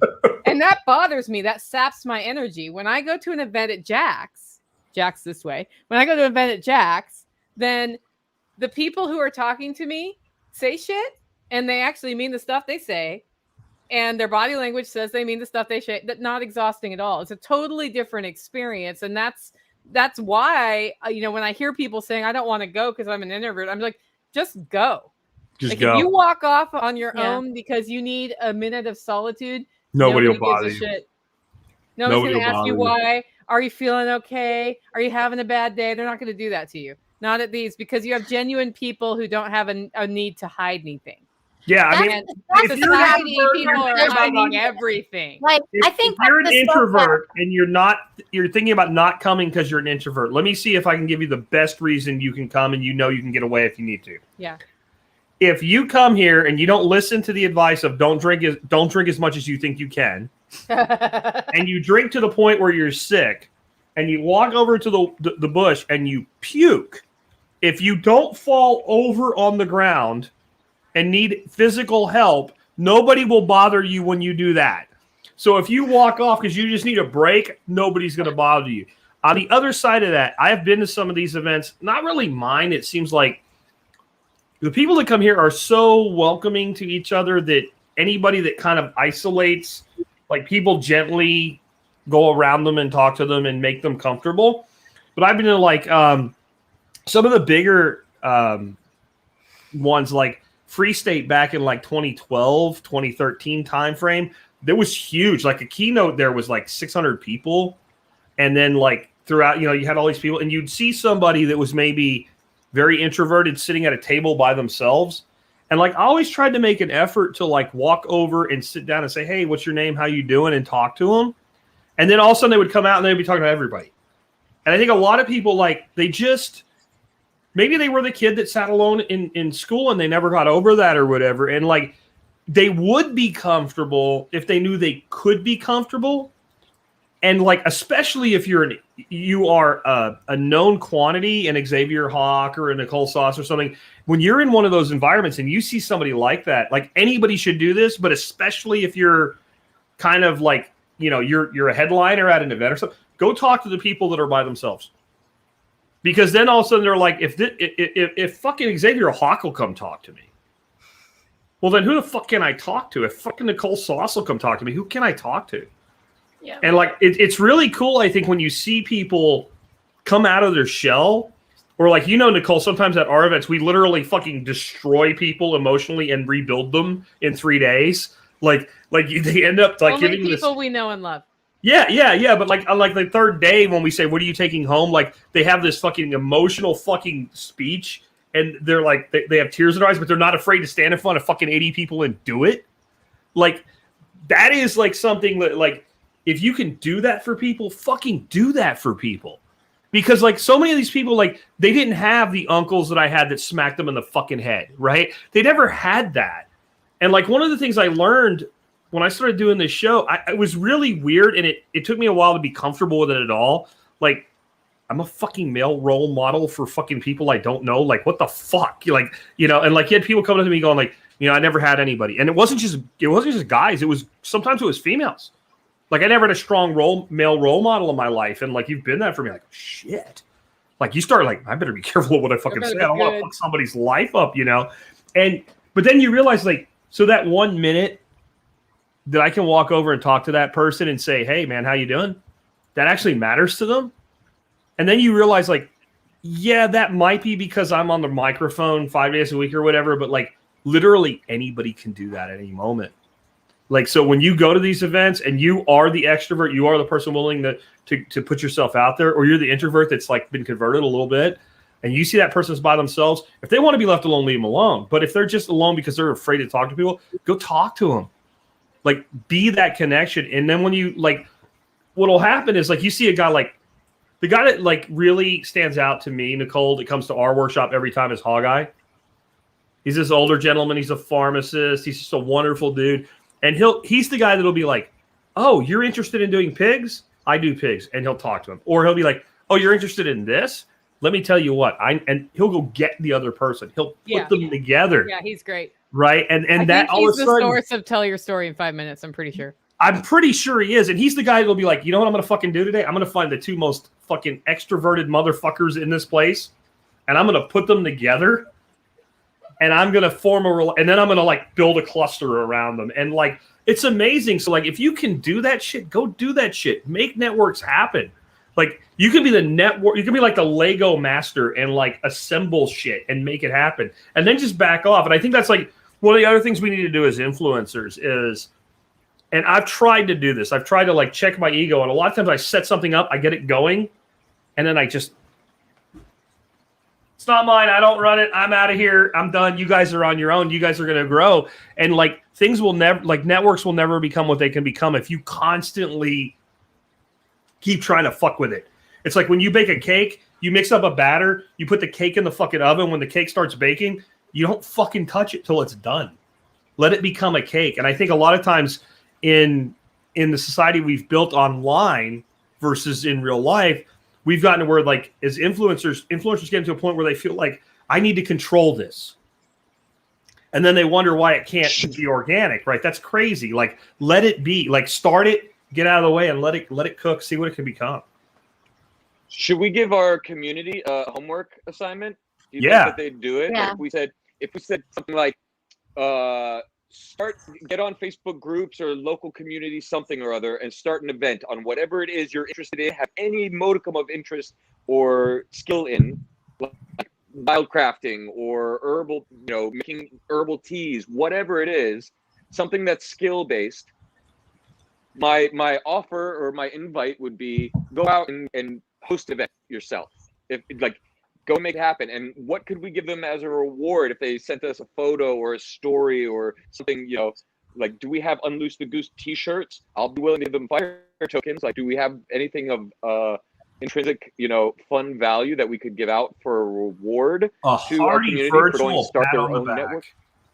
A hearty virtual pat on the back. Good job. Like, because the reward you're going to get is going to be what happens. Like, and it doesn't have to be homestead. Well, yeah. It doesn't have to be survival prepping, political activity. If you like fucking remote control fucking cars, start some shit about remote control cars, because I don't think that's appropriate.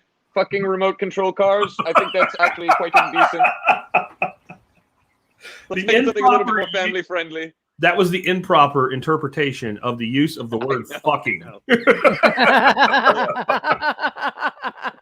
Oh my gosh. Which is the most powerful word in the English language. You can Google that. Bitcoin. Yeah, Bitcoin. Bitcoin would be great. Like, start up a meetup group. If you know, let me tell you something. People think they don't know about Bitcoin.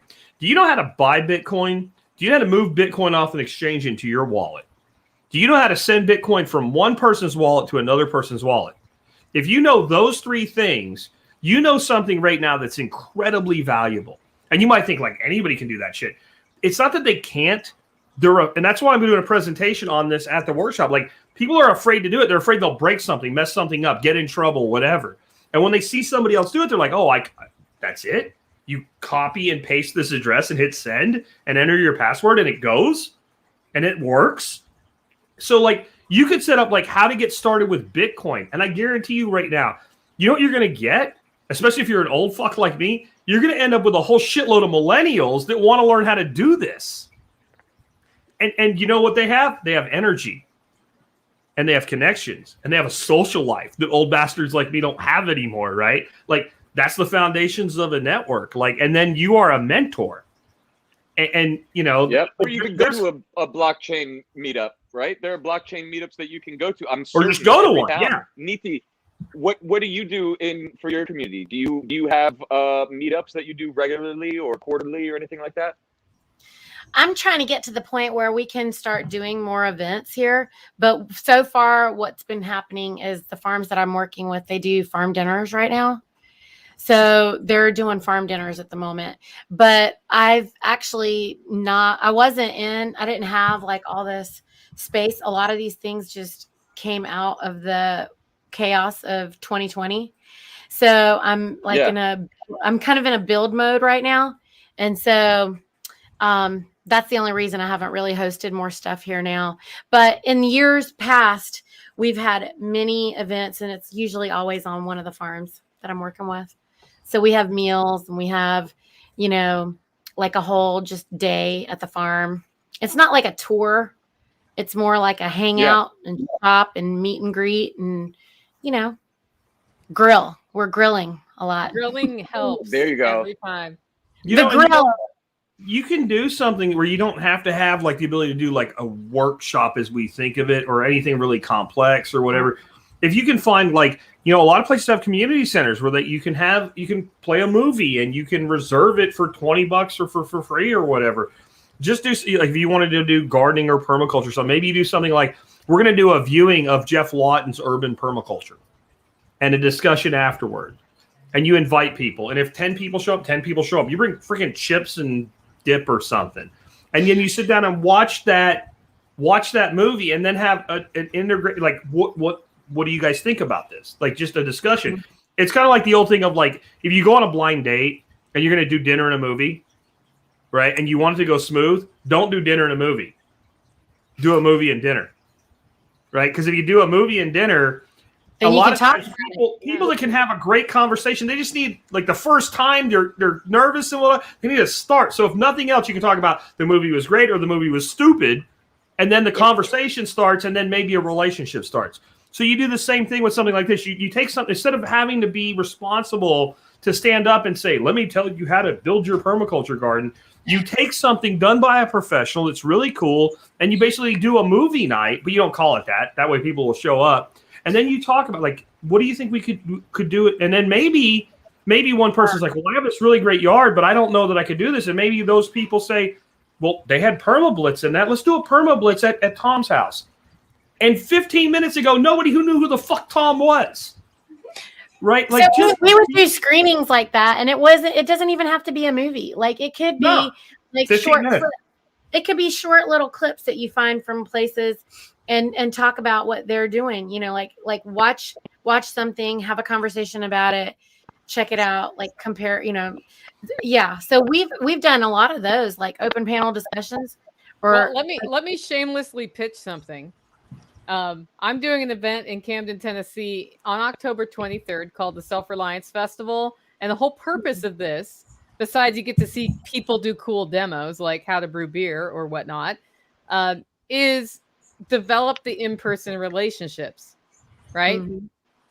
So if anybody's interested in coming out to Tennessee, it's livingfreeintennessee.com. If you go to the website, you can just click on it. There's a button to register.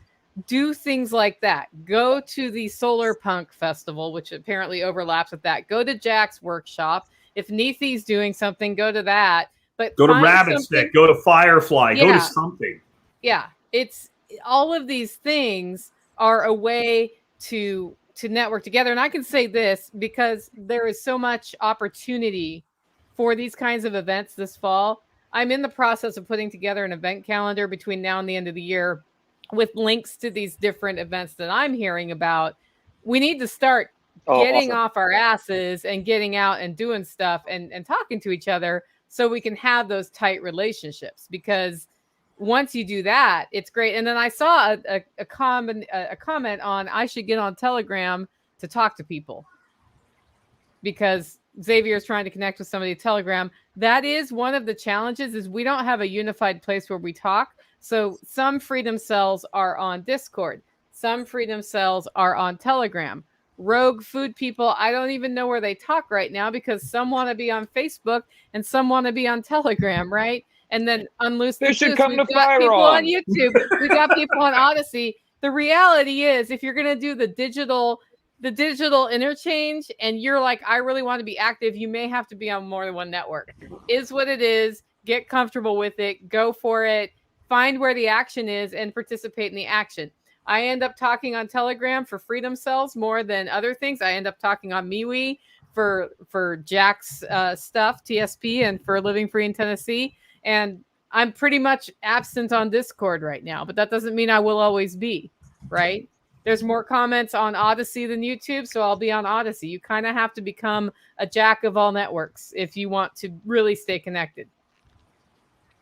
Yeah. I'll be at As the much as I Mountain hate that, Run you're Jam right. next weekend, you guys. If you guys want to come there, it's gonna be live. Let me tell music. you why you should go where Nicole went. I'm sorry, Nithya. I thought you were done. I got a delay. Sorry, I was just telling everybody that while we're putting plugs in, that I'll be at the Mountain Run Jam next weekend in Virginia, and I love it because it's a whole weekend of workshops, but there's also live music and food and drinks and family and fun. What I was saying there, and I'm sorry I stepped on you, Nithya. I had like a delay here, and I didn't realize you weren't done. You should go to Nicole's thing she's talking about in Tennessee and Camden with John Willis, because if you think Jack is a hard ass, after you experience John Willis, you'll feel like Jack is a guy that will swaddle you like a baby and pat your back. And maybe you need that. I don't know, man. Like, I mean, I think John is one of my heroes because I think he has done so much for so many young men who needed somebody just to basically say, listen, motherfucker, stand up and live your life like a man. That's right. And I think that, like, if you can make the time to go meet John Willis, you should. I mean, honestly, he used to call this Man Day. He kept talking about doing a Man Day, and I'm like, let's do the Self-Reliance Festival, and I'm showing people how to make cheese and do canning because girls can learn Man Day things too. And so we had to find a different name, but that is it does flow like after the event. It flows into a party where we have a big bonfire and fun. X, anything you want to plug before we sign off? I do have a quote to read before we sign off too. The one thing we shouldn't take any advice from him on is who to use as your internet service provider. He has no fucking idea how to do it. Oh, yeah. No, that's true. No, I think we've covered it all. I think, getting out there, I really love the idea of asking our community to host an event on their own and see what results they get. Look at it as a skill building exercise. This is something you need to learn how to do and are going to need to know how to do in the coming years without the internet. So figure out what you are, who you are, and how you interface with folks in that way. Throw an event, whatever it is. Yep. Okay. So on that note, after talking about underground networking, I leave you with this quote from Colson Whitehead, the Underground Railroad, a different underground network that did a lot of good, actually. The world may be mean, but people don't have to be, not if they refuse. The reason I chose that quote is the purpose when I think of underground networks is we're in a world where people are being encouraged to be mean to each other. We can stand up and opt out of that, and underground networks will help us do that.